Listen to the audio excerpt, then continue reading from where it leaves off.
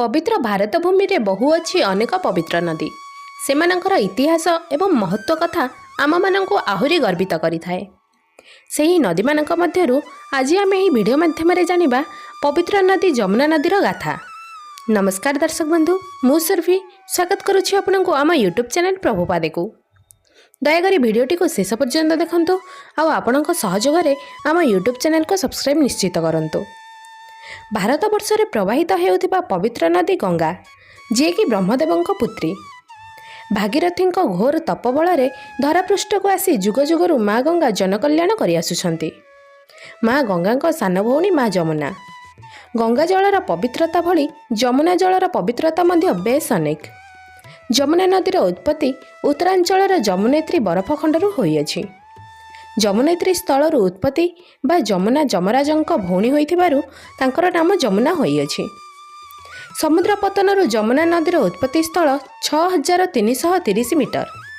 यमुना नदी कालिंदी पर्वत देई प्रवाहित होइथिबारु तांको कालिंदी मध्य कुहाଯାଏ। मसूरीर पर्वतगिरी ठारू यह 280 किलोमीटर प्रवाहित हेबा परे दिल्ली पहुँची मथुरा आग्रा देई प्रयागराज ठारे तांकर बड़ भौणी गंगाଙ୍କ सह मिसिछंती। यमुना नदीर महत्व खास करी त्रिवेणी संगम ठारे देखिबाकू मिलिथाए।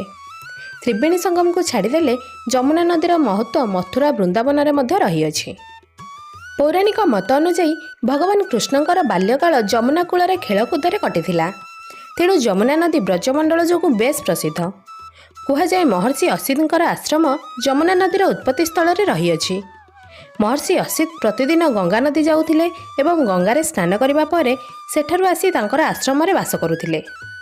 ऋषि असितଙ୍କ वृद्धावस्था हेबा परे से दुर्गम रास्ता अतिक्रम करी गंगा स्नान करिबा पई आउ जाय पारिले नाही।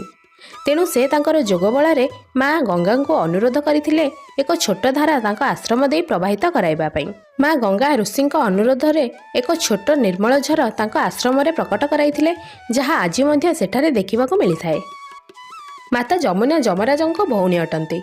यमराज एवं यमुना दुहे सूर्यदेव एवं देवी छायाଙ୍କ संतान।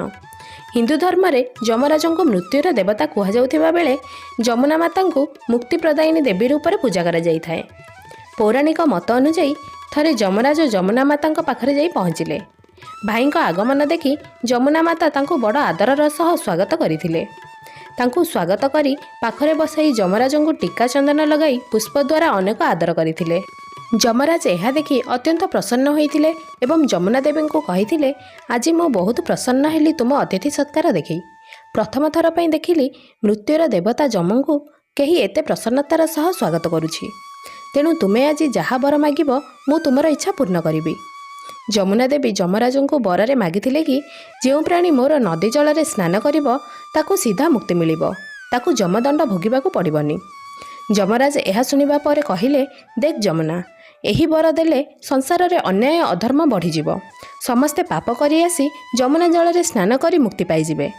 तेणु मु एही वर तुमको देई परिबि नाही। हेले मो वचन अनुଯାयी मु तुमको यह वर देउछि, भाई दूज दिन जो मनुष्य तुमर पवित्र जल रे स्नान करिब तार समस्त पाप नाश हेब, से यमदंडरू मुक्ति पाई परिब। सेही दिन ठारू भाई दूज दिन भाई भौणी मिसी यमुना नदी रे स्नान करी पुण्य प्राप्ति करंती। दर्शक बंधु, यह थिला पवित्र नदी यमुना विषय रे किछि तथ्य। आशा करुछि भिडियोटी आपनकु पसंद आसीथिबो।